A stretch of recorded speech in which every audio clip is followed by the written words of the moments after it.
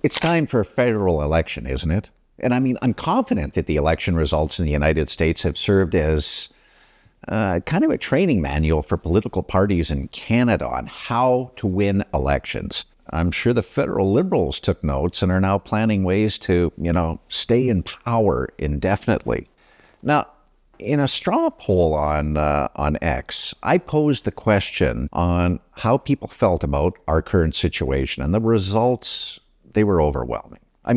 93% of participants want an election now. Now, you could argue against my results, seeming that it came from X, but with over 800 reposts and many opposing with sometimes really deranged comments, the results are an indicator. I'm not the only one that's done this, but the results are all very similar.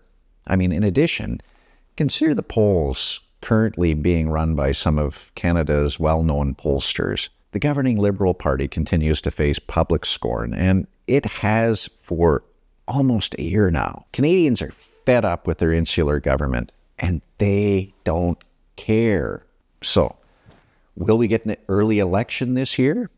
That's not likely going to happen, even though the NDP publicly canceled their agreement with the Liberal Party as a show to the populace that they aren't on a leash, only to continue leveraging their own position at taxpayers' expense.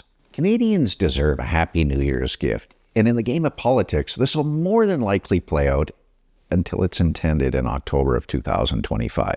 And as it is, the Bloc doesn't seem to be interested in rocking the boat until then. But hey, why would you when your party uses the same ransom tactics for the benefit of their province or 20% of Canada's population? The rest of us, hey, you be damned. If the majority get a favorable result in the election with a Conservative government, what's next?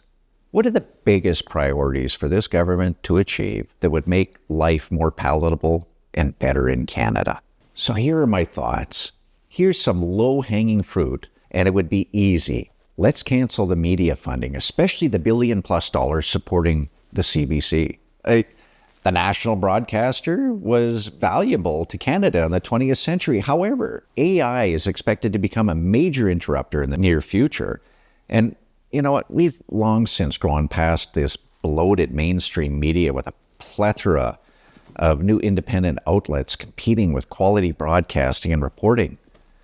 Better yet, they don't require or ask for any tax dollar subsidies. Isn't that neat from an organization? In today's world, we have a choice, and we choose to pay for what we want. How about eliminating the carbon tax? 100%. It's a campaign promise by the opposition, and it's resonated with Canadians who are struggling to make ends meet. How about the next one? It's a very touchy one, in fact. It's to reduce personal income taxes by 1% to 2%, not to mention the need to reduce spending along with it. So you're asking, why not a large reduction in our personal taxes? Well, Canada is well over $1 trillion in debt, most of which was created in the last 9 years under the Liberal government. And even with a Conservative government, we can't afford to lower taxes while servicing that kind of debt. You don't have to be an economist to know that both reductions are long overdue. Welcome to the sunny ways of uncontrolled spending and a green dream that, honestly, no country has fully succeeded in achieving, and they never will. Just maybe it isn't needed. And while we're at it, how about a full review of, the Income Tax Act? That's been long overdue because no one can tell you, even the accountants can't tell you how it actually works. How about if we reduce immigration targets back to normal levels or put it on hold for a couple of years? Right now, Canada's housing, schools, medical services, social programs, and more, they're just bursting at the seams with more customers than they can manage.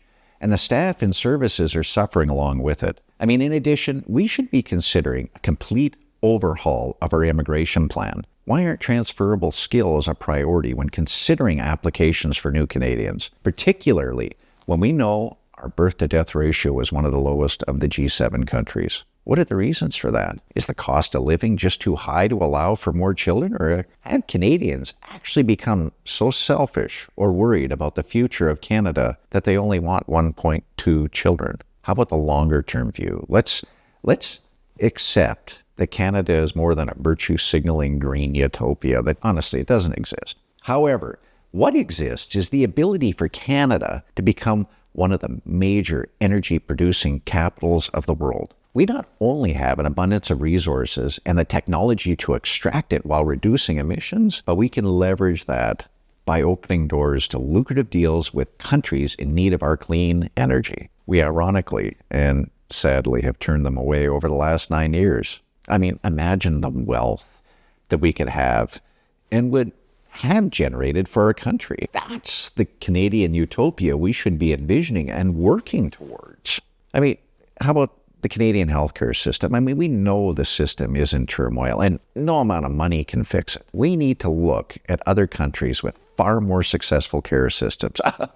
Dare I say it, because they share a public-private healthcare partnership. I know this continues to be a sore spot for some, but it already exists in Canada on a much smaller scale. But why wouldn't you emulate such systems along with their best practices? And that'll make Canada's healthcare a leader once again.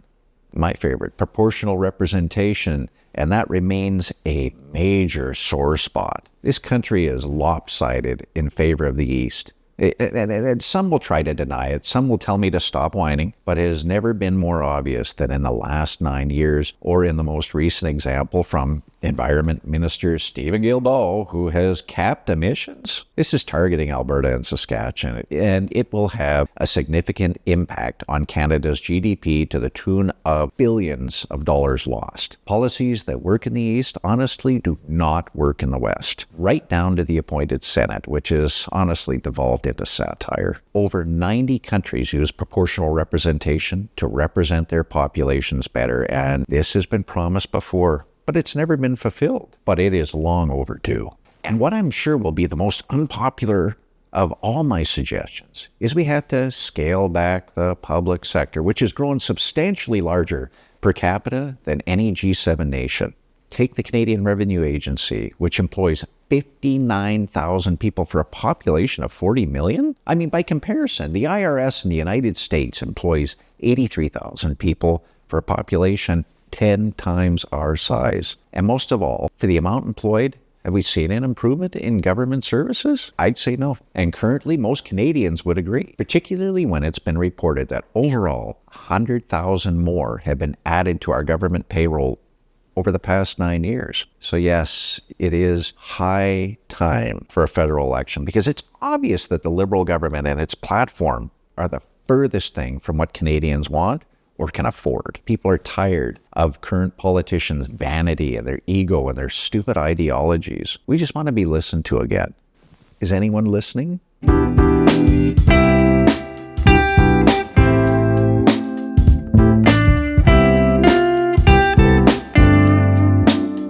Hey, did you guys enjoy this video? Hey, tap the subscribe button now.